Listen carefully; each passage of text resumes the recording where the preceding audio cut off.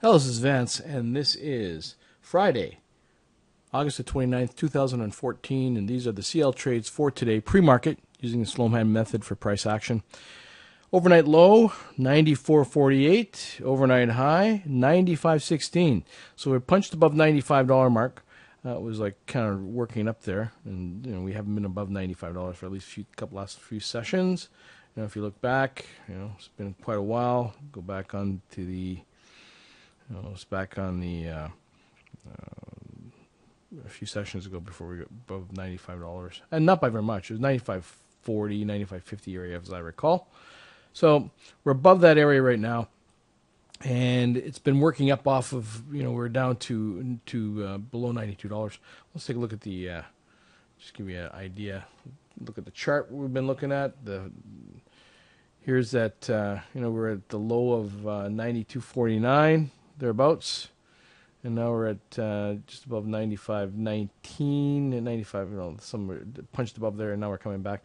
This is from yesterday, but right now we're just below $94, 94.82, of course.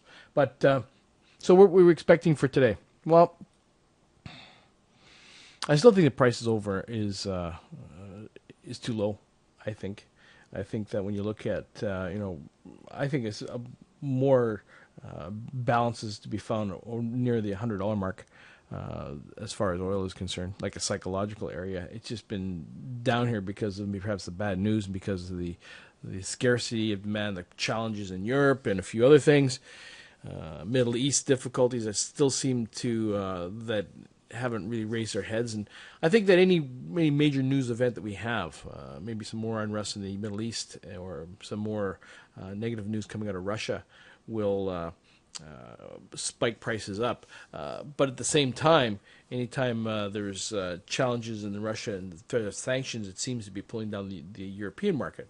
So on the one hand, the shortage of Russian oil perhaps is as an impetus for higher prices, but the lack of demand or the economic slowdown in Europe may be cause for lower oil prices. So it's almost like buyers and sellers being in a tight trading range, not knowing which way to go. We need outside influence in order to drive price one way or the other.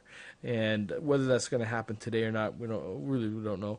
Holiday week next week, in the U.S. and Canada, there's it's going to be a short week next week, so there might be some renewed activity in the morning, but because it's a long weekend, you have to look at perhaps things slowing down this afternoon. So keep an eye on it.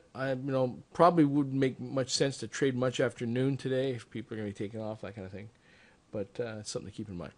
Anyway, what I'm looking at right now is see how price reacts around the daily high, and of course maybe if we come back down a retracement from daily low. Right now I've got these two channels in here, and not really anything of significance at this point in time, so we're only at 5 after 8 this morning. Anyway, that's just a couple of thoughts. See how the price action shapes up. Remember to always follow the price action. We might be developing into an inside day or kind of a tight trading range today.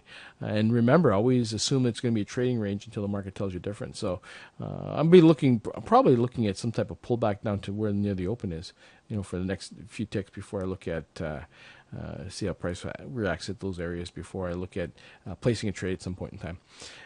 Anyway, that's it for now. If you have any questions, please let me know. Bye for now.